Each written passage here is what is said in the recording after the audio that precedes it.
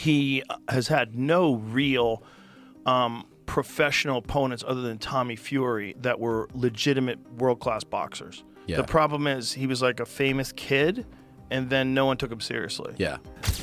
You just will never be a good fighter. So I wish that I could have knocked him out at the start. But as we saw, me like sparring. Yeah. When I watched it, which, you know, look, I paid for it. They got me. I thought it was going to be a real fight.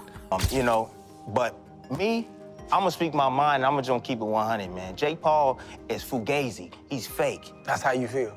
Truly feel. I'll bust him up and his trainer in the same night. 2 for 1. Joe Rogan reacts in shock as Anthony Joshua reveals Jake Paul pushed for a scripted bout. Joshua says he agreed only to a real fight with real risk. Rogan notes how Paul's past wins face accusations of choreography and compliant opponents. Those victories, critics argue, padded records and rankings, boosting title talk without elite competition, leaving fans questioning legitimacy and intent behind the spectacle and fueling. You know, like you would assume that wealth would take away your drive for But competition. it hasn't, yeah.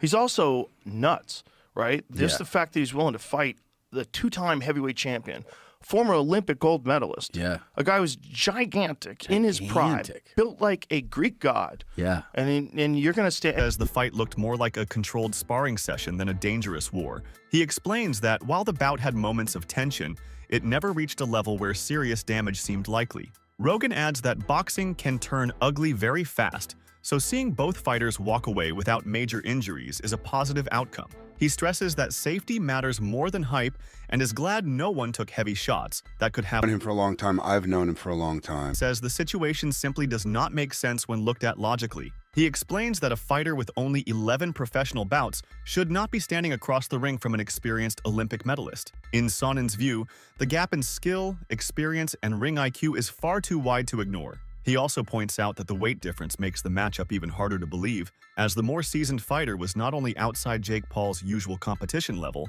but also naturally heavier. Sonnen argues that in real competitive boxing, commissions and trainers would never allow such a pairing under normal circumstances. To him, the matchup raises serious questions about authenticity and intent. He suggests that when fights ignore basic sporting logic, fans are right to doubt whether everything unfolding in the ring is genuinely competitive or designed mainly for attention and promotion. For Jake, or if I think that Joshua's more experienced or better, I believe in I believe boxing's real. If boxing is an actual sport, if it is an actual sweet science, then of course a guy that's done it 11 times cannot compete with the Olympic champion. Of course.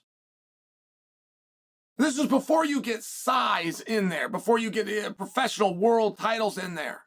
A guy that's done this 11 times cannot go into the Olympic Games and medal.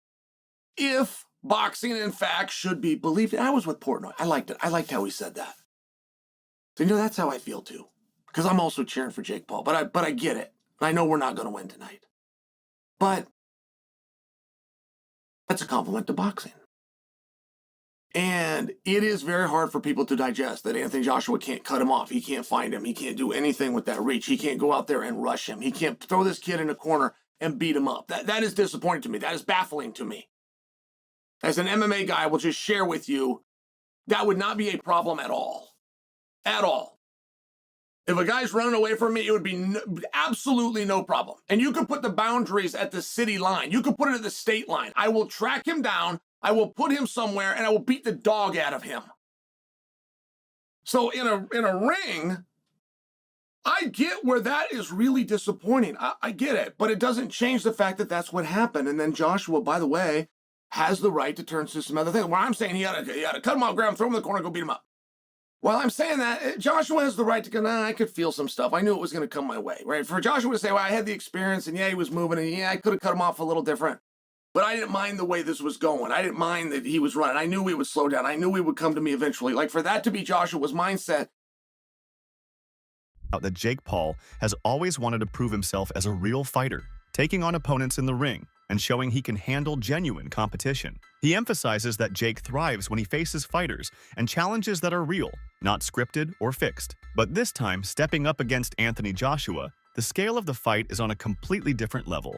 Rogan notes that because Jake has never faced someone of Joshua's size and power before, it's impossible to know his true stamina or how he would hold up in a full, intense bout against an equally big and experienced opponent. He stresses that while Jake has proven skill and speed, the question of endurance and resilience against top-tier heavyweights remains unanswered, leaving we expect Jake Paul to be fighting like higher level competition. It's not because he has under 10 fights. It's because he talks a lot of shit. Yeah, but that's also And- why we're talking about him. And that's exactly true. But I think on both sides of the equation, we've got to like admit that a young fighter under 5 fights isn't fighting great competition. So True. if you're calling Jake Paul a legitimate boxer and then you're expecting him to do what legitimate boxers do, I'm not sure he's not doing that, and probably more. That's what I'm saying about the knockout of Tyron Woodley, because it was just a regular boxer who's just coming up. And what does he have? openly calls out Jake Paul, saying he is fake and that his fights lack genuine competition.